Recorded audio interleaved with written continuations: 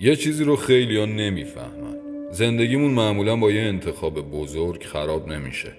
با 1000 تا انتخاب کوچیک و نامرئی خراب میشه. و همون انتخاب‌های کوچیکن که آینده‌تو میسازن، نه آرزوهای گندت. بذار راحت بهت بگم، تو همین امروز شاید 50 تا انتخاب کوچیک داشتی که اصلا جدیشون نگرفتی، ولی تک تکشون داشتن تو رو ذره ذره ذره به سمت یه نسخه بهتر یا بدتر از خودت هل میدادن.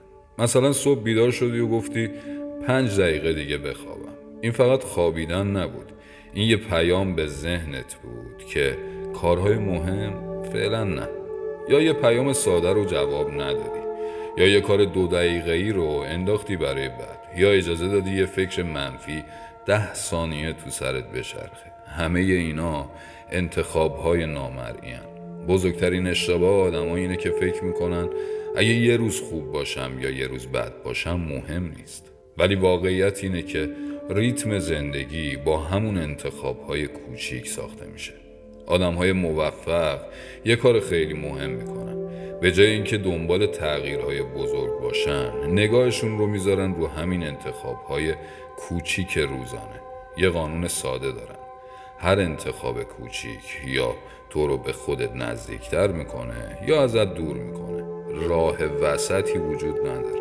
و نکته مهم اینه وقتی تو انتخاب کوچیک رو درست انجام میدی، ذهنت یه پیام میگیره: من آدمیم که حرکت میکنه. و این پیام هم سطح انرژی تو بالا میبره، هم فرکانست رو قوی میکنه، هم باعث میشه تصمیم‌های بزرگتر رو بهتر بگیری.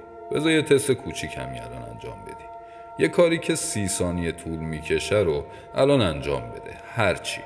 یا لیوان آب بخور، یه پیام بفرست، یا یه خط هدف امروزتو بنویس.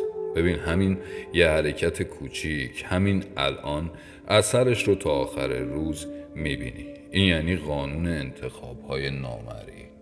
ببین رسیدن به موفقیت پیش نیازش انجام عملیات و قوانین خاصی نیست. آدم‌های موفق دنیا همین ریز جزئیات رو رعایت کردن، به یه روتینی رسوندن و با دیسیپلین نگهش داشتن. من شایان نیکار هستم. اگه میخوای دقیق تر بفهمی چرا با اینکه تلاش میکنی بازم نتیجه‌ای که میخوای رو نمیگیری، الان برو ویدیوی قبلی رو ببین.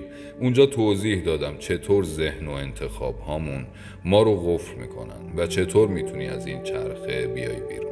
اگه این ویدیو برات مفید بود پست قبلی رو از دست نده و زیر همین پست واسم کامنت بذار. من آماده دریافت فراوانی های مثبت هستم.